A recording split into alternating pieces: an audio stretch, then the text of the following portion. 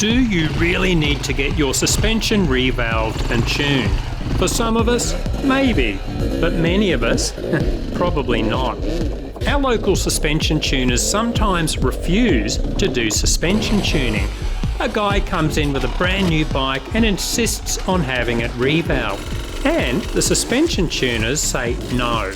We know this bike already has great suspension, that will suit your weight, you're wasting your money. And in some cases, our guy just goes to another suspension tuner that will take his money and wastes it there instead. The next thing our local suspension tuning guys say is, have you set the suspension sag and played with the damping settings yet? And when the guy says no, our tuners say, go and do that first. If you still don't like the suspension, then come back and we'll talk.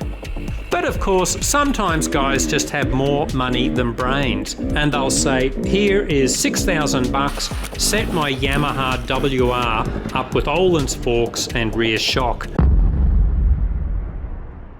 And our suspension tuners again will just say no. The stock KYB SSS suspension is already so good, there will be minimum improvement for that $6,000. Look, nowadays most modern dirt bikes come with really good suspension, or at least it will be better than our riding will ever be. When Graham Jarvis came to Australia, I asked him what suspension mods he made when he gets his loan bike in each country. None. I asked Ruben Chadwick what suspension changes he makes to his bikes when racing. None. And I asked Tim Coleman about his suspension changes. None. Okay, Tim, what about playing with the clickers at least? Nope. Sometimes suspension tuning can help, but in most cases, I think it's better to spend your money on fuel, riding the bike, and working on your technique. Why? Because it's usually 80% the rider and only 20% the bike. The biggest improvements always come from developing your technique, with small potential improvements from your bike setup, tyre choice and suspension. For example, stand up instead of sitting down. You automatically get an extra 30 centimetres of suspension through your legs. Learn the correct body positioning and shake that ass, baby. If you don't move your body, you are just a dead lump of meat slowing the bike down. Learn to work with the bike and move around on it. Dirt riding does not have to be an expensive sport.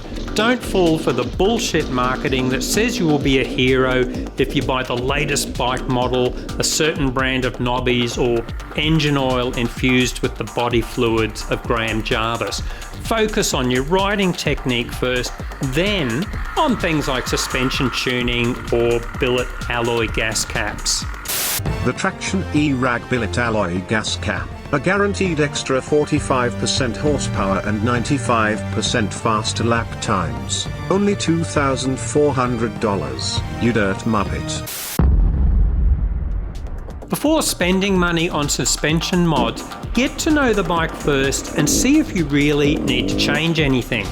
For example, the DR650 has truly terrible suspension, but I still rode on the stock suspension for 4 months before getting it revalved. Ditto for my Beta Xtrainer. It was way too soft and undersprung for my weight, but I still spent 6 months riding it stock before I eventually had the suspension tuned. Next, set the rider sag and play around with the damping settings.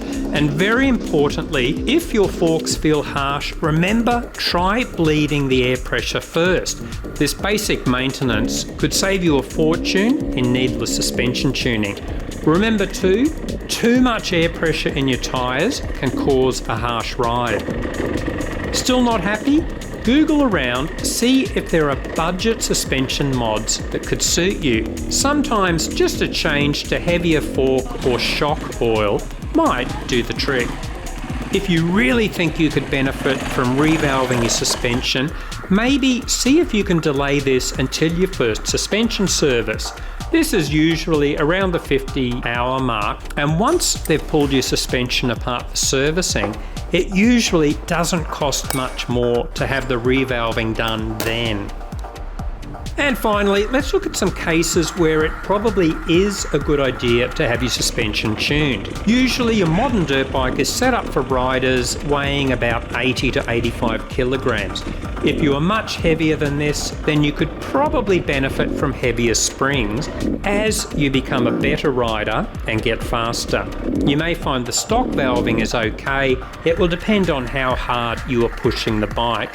Discuss with your suspension tuner. You may have a bike with terrible suspension. It could be a very old model, or perhaps it's a new bike like the DRZ 400, which hasn't had any suspension mods for 20 years. If you're an inexperienced rider, it probably won't matter, but as your skills develop, you may find the stock setup becomes dangerous as you push the bike harder. Very occasionally, a modern bike will have bad suspension. The 4CS forks on KTM's and Husqvarna's a few years back comes to mind. Also, you might have a bike with suspension that doesn't suit your style of riding. For example, you might be adapting a motocross bike for enduro use and the suspension is too harsh. Or you might buy a bike like the Beta Xtrainer, but then want to ride it more aggressively than it was designed for. Or again, you have a second-hand bike that was set up for someone much lighter or heavier than yourself. Of course, maybe you are a really, really good rider. Your technique is now so good, it's time to fine-tune your suspension for that small gain in performance. But of course, if you are that good, you aren't watching shitty vids like this.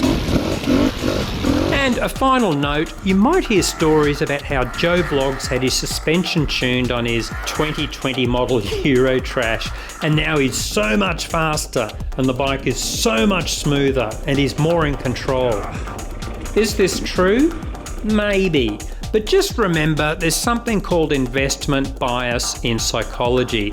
When you have spent so much money on something, you can actively fool yourself into thinking you've made a wise investment when possibly it made no difference at all. Maintain a healthy skepticism of everything you read and hear, including this video.